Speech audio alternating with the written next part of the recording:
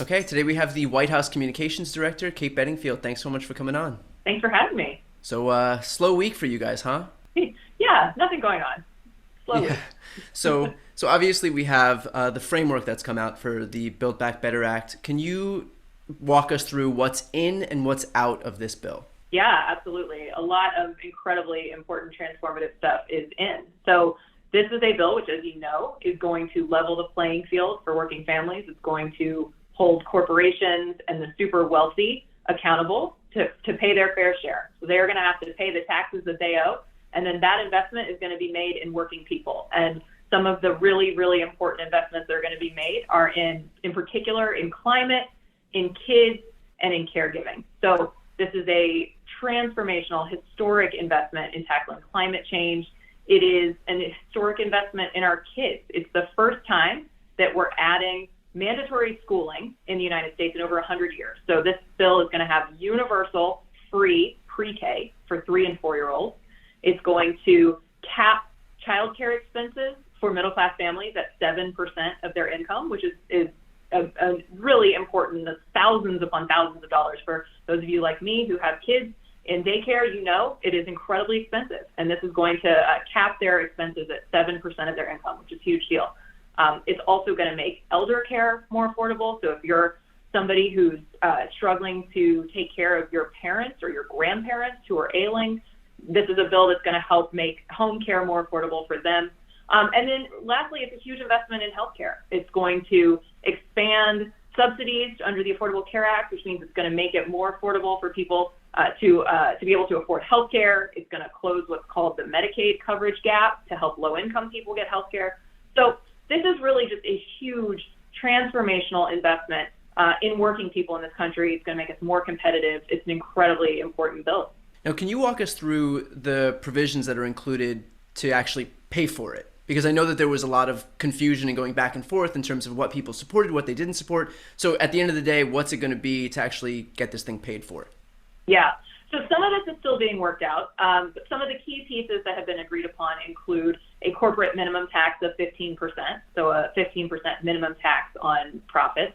The global minimum tax at 15% is something that the president and the administration, the Treasury Secretary, Janet Yellen, has been working on for many, many months, that we've gotten over 100 countries around the world to agree to.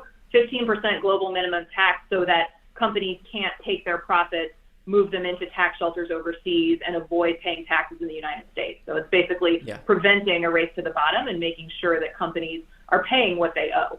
Those are two of the big pieces. There are some other pieces that are under consideration. And as we're kind of finalizing the deal over the next, hopefully, few days, few weeks, we'll see. As we're finalizing the deal, some of that will come into more focus. But there is a commitment from leaders in Congress, and this is certainly a priority of President Biden, to ensure that the pay for, the way it's paid for, are going to net out keeping making corporations pay their fair share, making the super wealthy pay their fair share, and that's how we're going to pay for it. And as you know, we're going to pay for the whole thing. Not going to add any money to the debt or the deficit. And we're going to do that by making sure that the wealthiest pay their fair share. Now, progressives have endorsed the framework for the Build Back Better Act, but it looks like they don't want to vote on the bipartisan infrastructure package until there's a text for Build Back Better, and then they can vote for both in tandem. So what's the White House's stance on this issue, and will the White House respect their strategy? So the president actually addressed it when he went to the House caucus this morning and made a really passionate case for both the Build Back Better framework that he rolled out this morning and the infrastructure bill. And what he said was, we need a vote on both of these ASAP. So, he obviously has the utmost respect for where the progressives have been in this process. He's worked really closely with them. He's brought them down to the White House. He's met with them many times. He's gotten their input. They've helped shape some of the key pieces of this package. But his belief is that we need to vote. We need to get this done. This is what we promised the American people we would do. And we're seeing some really, I just saw Congresswoman Jayapal on TV a few minutes ago talking about some of the key pieces of the framework that she's really excited about and that she thinks other progressive members will be excited about too. So I think we'll get there. The president believes we'll get there. The president obviously put this forward knowing that, or feeling confident that this is something that is a package that could pass both the Senate and the House. So That's sort of a long way of saying I don't have a date certain for you on when we'll vote, but we are moving toward getting this done, and this is what the American people expect us to do. Just for clarification, now you said that that the president expects that they'll vote for it ASAP. So ASAP on the bipartisan infrastructure package could be right now because the text of that bill is already laid out, whereas ASAP for Build Back Better we'd obviously have to wait for that text to be written. So is the expectation that we would wait for both, or is the expectation that as soon as we could vote on one, which would obviously be the infrastructure package already, that we would take that vote? Well, the president's committed to getting both passed, and what he said today is he asks for every Democrat to vote for both bills when the speaker brings them up. So, obviously he has the utmost respect for Speaker Pelosi to run her process. Nobody better at it than her. So he has said that he will allow her to make those decisions and allow her to do that. What he believes is that Democrats should vote, well, frankly, Republicans too, but that's really between them and their voters, right. I guess. But that Democrats should vote for both of these packages whenever they come up. Now, with regard to climate specifically, what does the final framework of this bill include? Yeah, so this is an incredibly robust, transformative investment in fighting climate change. It will reduce our greenhouse gas emissions by 1 gigaton in 2030. It includes clean energy tax credits designed to help people afford electric vehicles. It includes tax credits to help people put solar on their homes. It actually, one of the things that it does in terms of tax credits for solar is it makes tax credits for installing solar refundable, which means that even if you're a low-income individual who doesn't necessarily qualify for a tax rebate through your taxes, you can still get a tax refund for installing solar in your home. So it really makes a broad investment. It also includes the Civilian Climate Corps, which is a wholesale effort to get people into doing jobs that are going to help, transform the resilience of our infrastructure and really combat climate across the country. So, and then lastly, I should also add, it's a huge investment in environmental justice too. There is money for resilience to ensure that communities that are disproportionately hit by climate change, by weather events, have the resources that they need to ensure that they're not devastated by those events, that their bridges, their homes, their roads are better able to withstand climate change. So there is a huge amount of investment, or I should say, rather than huge, I should say there's a transformative and significant investment in tackling the climate crisis as part of this bill.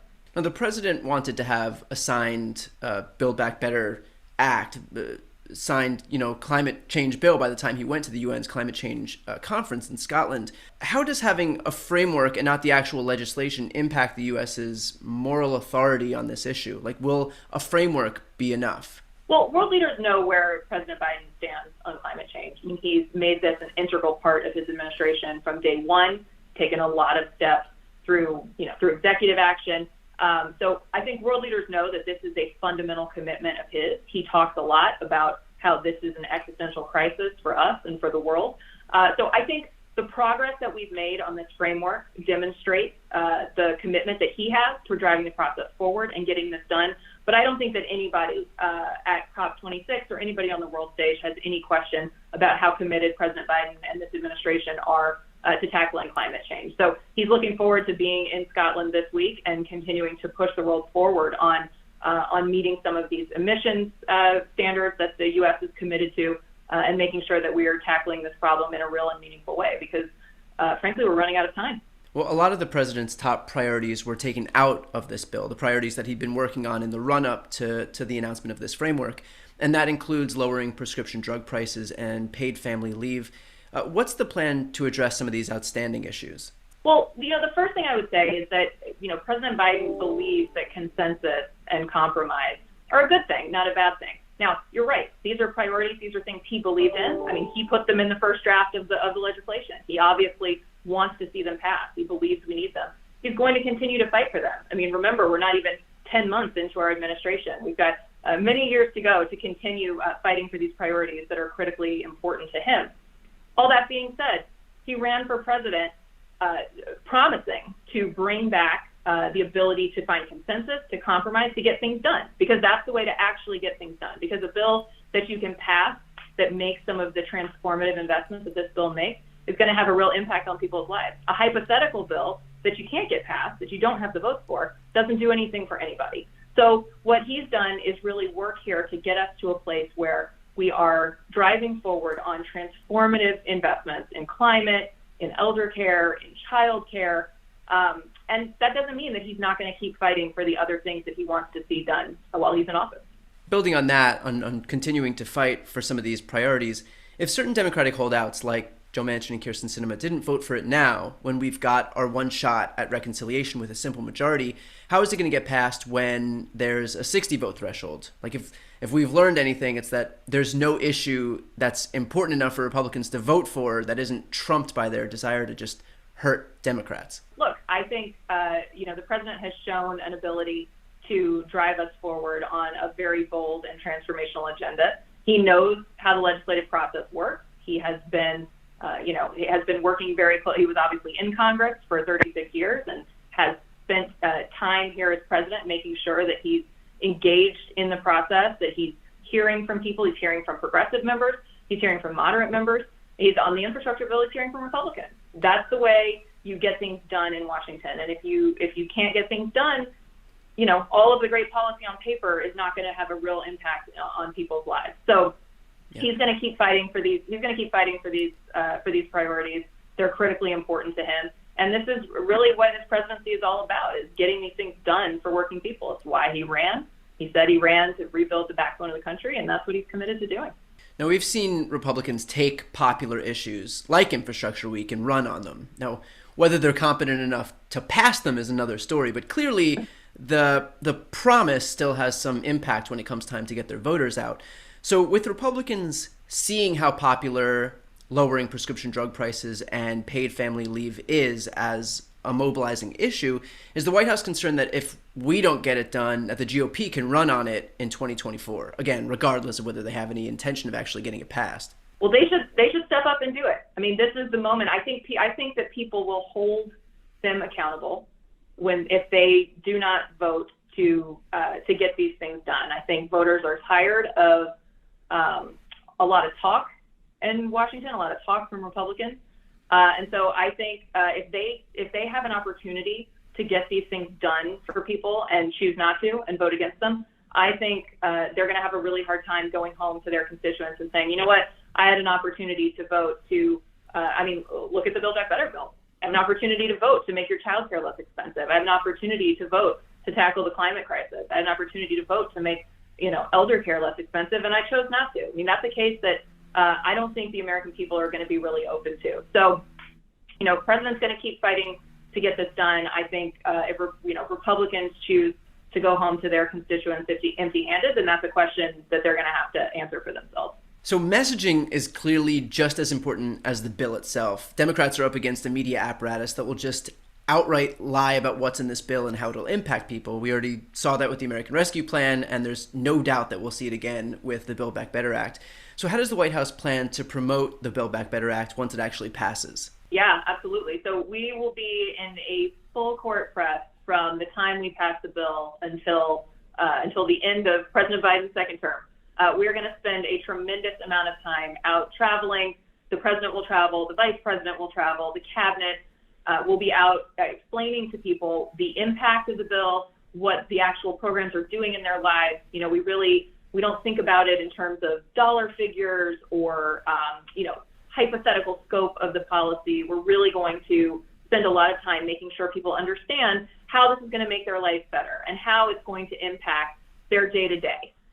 So that'll be a huge focus for us. We spend a lot of time in this White House, in this communications office, focused on local media. It's actually the media source that people still trust the most across the country.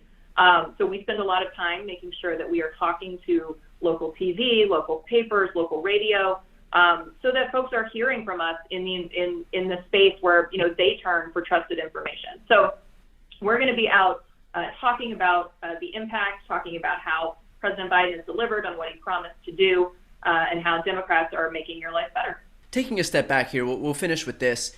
After this bill passes, we're still contending with a party that's gone all in with the big lie, a party that has systematically purged itself of anyone who doesn't sign on to the whole MAGA authoritarian worldview. This is a dangerous party, and I don't think it's hyperbole to steal a line from Joe Biden. I don't think it's hyperbole to say that democracy is on the line in 2022 and 2024. Obviously, with 2022, giving the Republicans a House majority, for example, would allow them to then refuse to certify an election in 2024.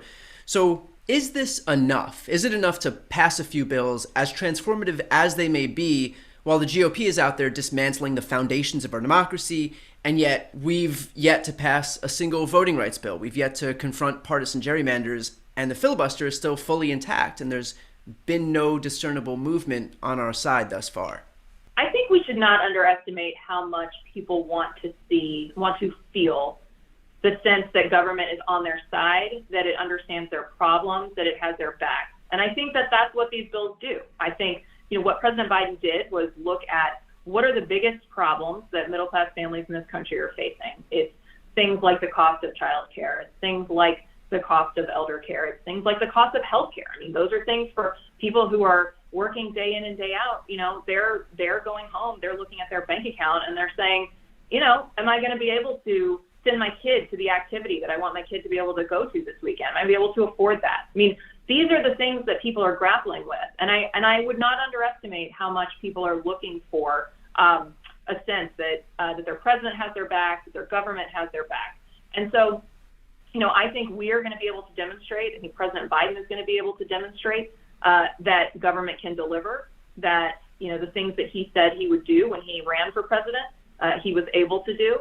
And if you look at how people feel about the Build Back Better agenda, it's incredibly popular. It's overwhelmingly popular. This is the kind of thing people want to see their government do for them. So we, certainly if we pass these bills, we are going to be out aggressively talking to people, reminding them how this has impacted them, and that their government was able to deliver for them. And I do think that's incredibly important, and we shouldn't underestimate how much people are looking for that, because it's been a very long time since that's happened. Totally. I completely agree. And now, will voting rights and that whole fight become a priority for the administration once this Build Back Better Act is actually passed? The president has been, and the vice president have been pushing on voting rights since they came into office. You've heard the president talk about it in really profound terms. He views it as an existential threat to our democracy, and he is going to keep pushing for voting rights reform, no question. It's something he's worked on his entire career. He pushed to get the Voting Rights Act expanded when he was in the Senate. He actually got Republican votes. Imagine that. Remember a world when Republicans could actually step up and we could get things done in a bipartisan way. So this is something the president has fought for his entire career, and now is no different. Kate Bedingfield, thank you so much for taking the time to talk. I appreciate it. Thank you. This was a lot of fun. Thanks for having me.